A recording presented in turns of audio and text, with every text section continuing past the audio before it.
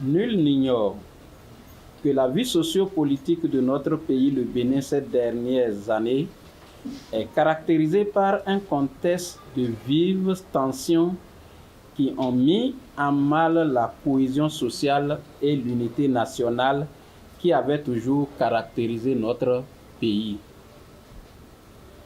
Des conséquences de ce contexte, il résulte l'arrestation de plusieurs militants de l'opposition et de certaines personnalités de premier rang, notamment Mme Rekia Madougou et Joël Aïvo, qui croupissent toujours en prison. Il faut aussi rappeler, dans la même veine, l'exil de plusieurs autres leaders politiques, dont les plus en vue, Valentin Agosso Genotin, Liadi Vinagnon Soglo, Komi Kouché, Sébastien Germain Adjavon, Fatma Amadou Djibril, Amisetou Afodjobo, etc. Les dernières élections législatives de janvier 2023, qui ont marqué l'entrée au Parlement d'une minorité de députés de l'opposition et la décision du gouvernement de libérer certains détenus, apparaît aux yeux du peuple béninois comme un début de dégel devant conduire à la réunification et à la pacification de notre société. Cette dynamique mérite d'être poursuivie et renforcée afin de réunir toutes les filles et tous les fils du Bénin autour des grands défis de développement et de sécurité qui sont les nôtres en ce moment. C'est dans ce cadre qu'en intelligence, avec le parti Les Démocrates et conformément à l'article 98 de la Constitution, les députés du groupe parlementaire Les Démocrates ont initié une proposition de loi spéciale portant amnistie et ou abandon de poursuites judiciaires au profit des personnalités politiques en prison ou en exil pour des faits criminels, délictuels et contraventionnels mis à leur charge de 2017 à nos jours. La proposition de loi comporte 2 titres avec 9 articles. Le premier titre concerne l'amnistie des personnalités politiques en prison, des détenus politiques et tous ceux qui bénéficient d'une liberté provisoire.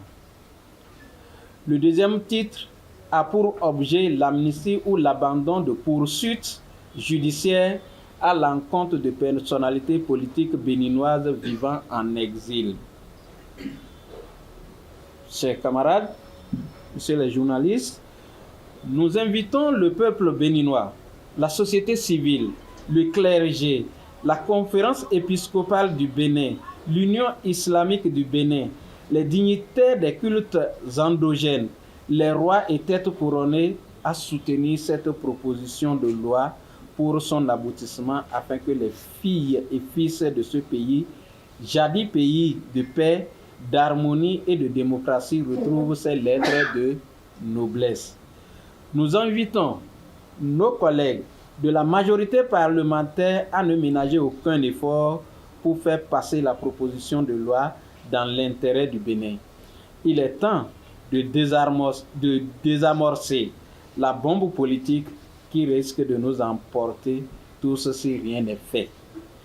Enfin, nous, députés, initiateurs de la présente proposition de loi spéciale d'amnistie, prions son Excellence, Patrice Talon, président de la République et père de tous les Béninois et de toutes les Béninoises, d'œuvrer pour l'aboutissement heureux de cette loi, toute chose qui renforcera son bilan économique, politique et social. Le Bénin est un pays de concorde en principe. Nous savons nous pardonner, nous savons nous écouter, nous savons discuter, nous savons dialoguer. C'est à cela que nous invitons les uns et les autres. Et cette proposition de loi est un instrument déclencheur de cette discussion pour que cette cohésion sociale prenne corps. Voilà nos garanties. nous avons la garantie que nous appartenons à un pays de concorde, à un pays de cohésion, et que nos camarades ne resteront pas sourds aux cris de détresse de ceux qui souhaitent, de toute la population qui souhaite que nos prisons soient vidées des détenus politiques, que nos camarades et nos frères, nos parents qui sont en exil reviennent pour contribuer à la construction de notre pays. C'est notre pays à tous. Et chacun apportera son petit bol de sable, sa petite truelle de ciment, son petit seau d'eau pour que le pays soit bâti. Bâti pour le bien de la communauté que nous constituons. Nous restons persuadés. Nous restons persuadés que nos collègues ne resteront pas sourds à l'appel de la population béninoise que nous représentons. C'est cette confiance que nous avons, c'est cette foi que nous avons qui nous anime et qui nous amène à faire cette proposition de loi. Nous restons aussi en prière. Nous restons aussi en prière pour que Dieu assouplisse le cœur des gens qui nous dirigent, assouplissent le cœur de nos collègues qui sont au Parlement et que leurs alliés du gouvernement aussi leur parlent et qu'ils comprennent qu'on a besoin de tout le monde pour construire ce pays. J'y crois, nous y croyons. Lorsque vous écoutez ceux qui sont au gouvernement, ils vous disent qu'ils ne sont pas des prisonniers politiques. Il faut leur demander comment on définit un prisonnier politique. S'ils n'ont pas été candidats, je parle de Mme Rekia Madougou et Aïvo, est-ce qu'ils seraient arrêtés? La réponse est non. Ils ont été arrêtés dans l'exercice de quelle activité? De l'activité politique. Et donc ce sont des prisonniers politiques. Alors qu'en démocratie, il ne doit pas avoir de prisonniers politiques. La Constitution garantit la liberté d'opinion, la liberté d'expression, la liberté de participer à la gestion de la chose publique. Donc ce sont des prisonniers politiques. Madame Rekia Madougou, ce n'est pas parce qu'elle est en prison qu'elle ne peut pas exprimer son opinion. Pas du tout. Même si elle est détenue à Misérité en tant que prisonnière,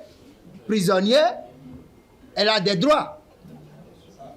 Et l'arrêt qui a été rendu par la Criette ne la prive pas de ses droits, ne la prive pas de la liberté d'opinion.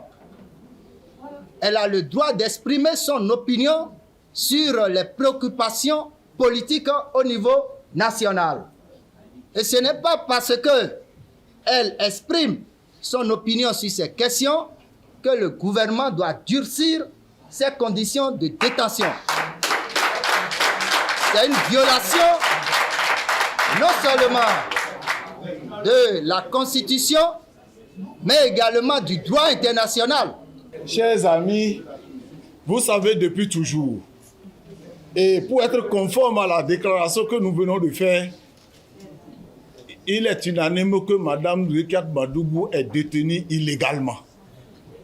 Le groupe des experts des Nations Unies a déclaré également qu'il s'agit d'une détention arbitraire. Mais si on ne se reconnaît pas coupable, pourquoi demande-t-on la clémence à quelqu'un?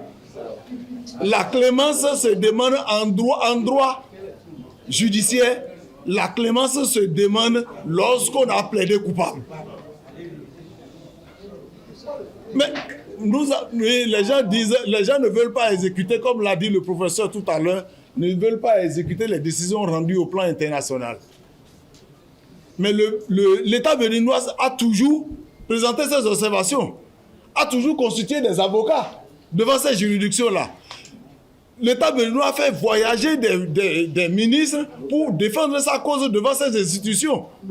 Mais ces institutions ont déclaré que les détentions, à savoir de Mme Rekia Madougou et même des condamnations prononcées au Bénin contre M. Adjavon et autres là, sont des condamnations arbitraires, que c'est contraire au droit. Mais comment voulez-vous que quelqu'un qui n'a pas plaidé coupable vienne demander clémence? Clémence à qui? Et c'est d'ailleurs la raison pour laquelle Nous remercions les députés qui ont introduit une loi d'amnistie.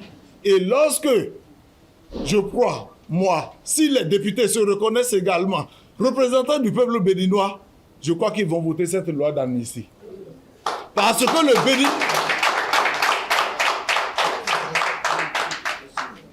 que le peuple béninois veut la libération de ces personnes-là. Que le gouvernement lance aujourd'hui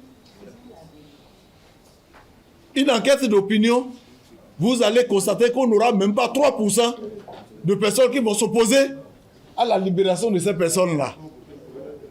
Et si les députés se reconnaissent comme nos représentants, ils doivent voter à l'unanimité cette loi d'amnistie. Je vous remercie.